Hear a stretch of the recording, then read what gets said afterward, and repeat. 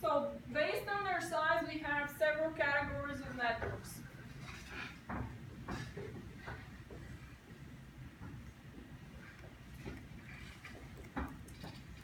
The first one is called a personal area network, or a PAN.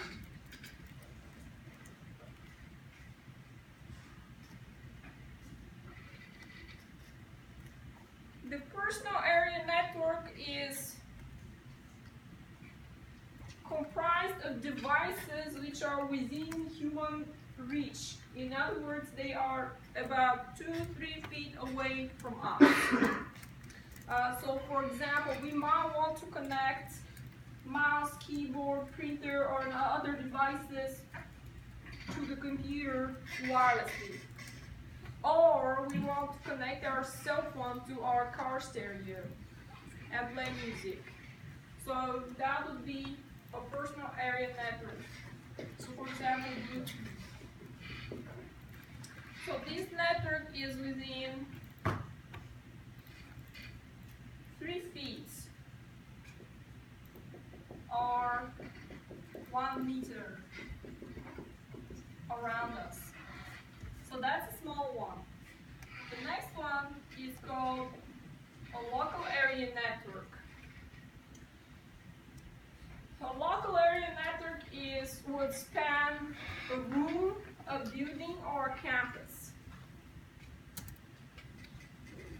So if we are to connect all of our computers in here together and be able to see each other's files, that would be an example of a local network.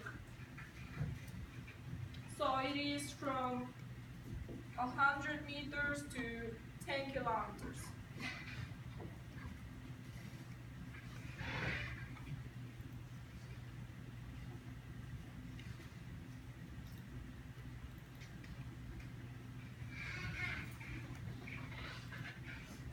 So this local area network, it can be either wired to where the machines are connected through a wire to a switching device that allows them to transfer packets between each other. So it pretty much sends the packet to whichever machine it is destined to. And it's also connected to the rest of the network.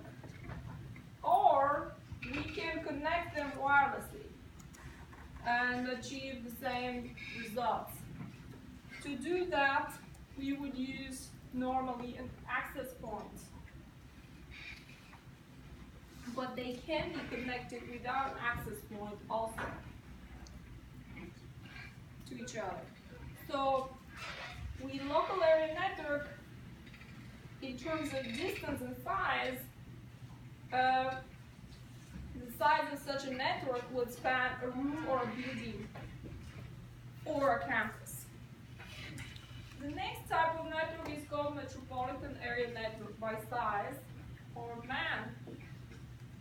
This network spans a city or a particular geographical area, so it's bigger than the local area network.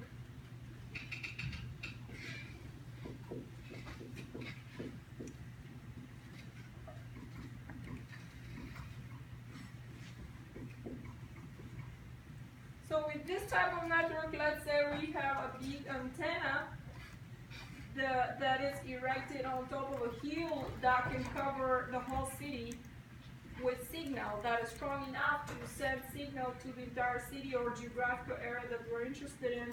And so all the computers in that city can connect to it. It's pretty much similar to a radio. So this network, with local area network, we had Ethernet and wired and Wi-Fi or wireless. This one is called WiMAX, wireless. So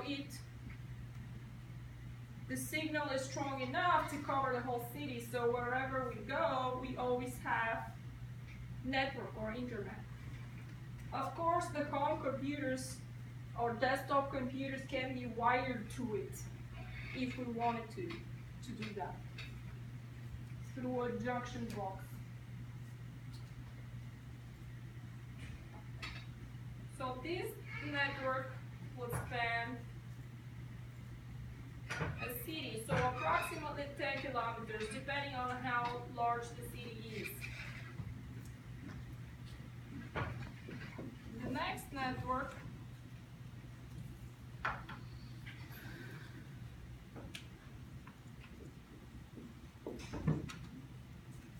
so we have personal area network, local area network, metropolitan area network, and the next one is a wide area network, or WAN.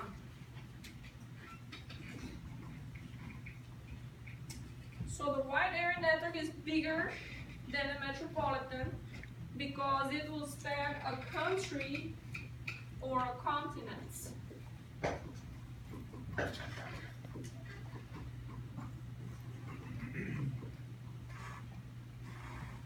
So it is from 100 kilometers to 1,000 kilometers.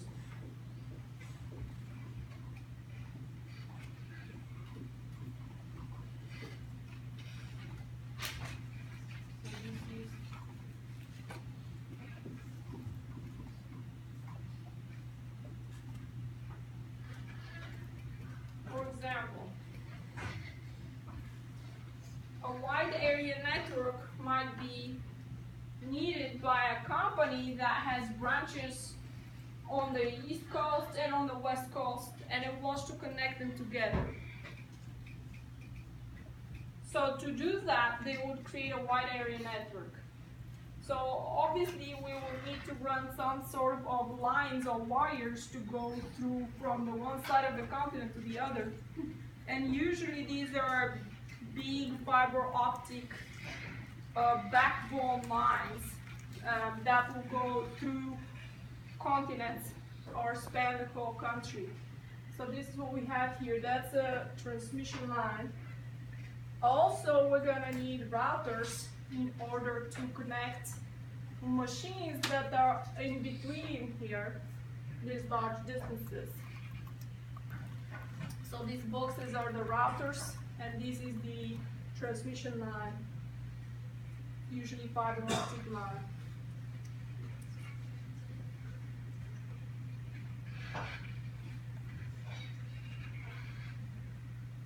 And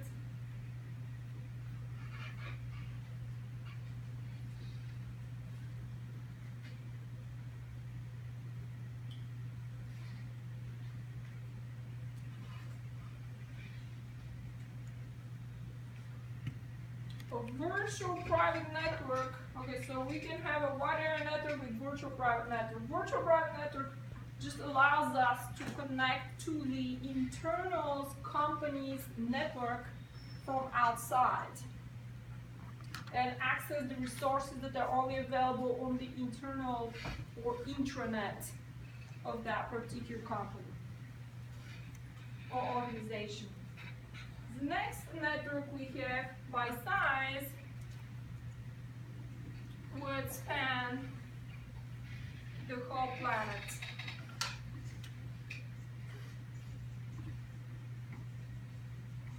So we could think of the internet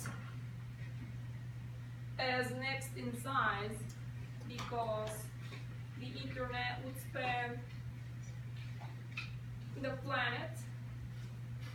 So size would be 10,000 kilometers.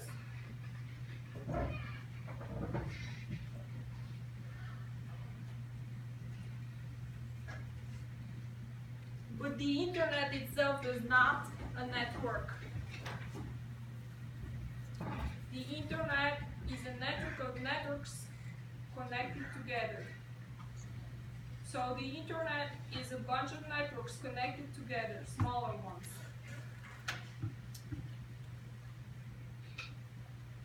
So let's say we have here